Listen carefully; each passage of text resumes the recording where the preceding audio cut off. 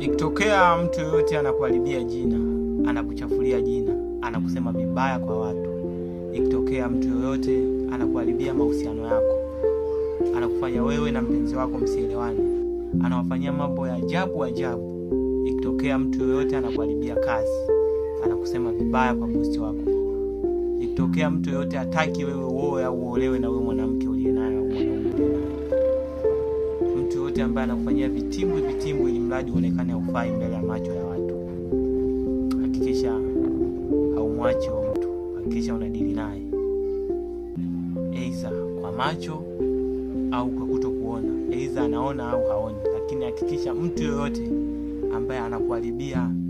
biashara zako au mambo yako usimwache huyo mtu. Mtu yoyote ambaye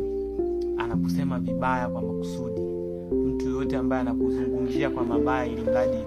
uonekane haufai katika jamii, yeye anafaa.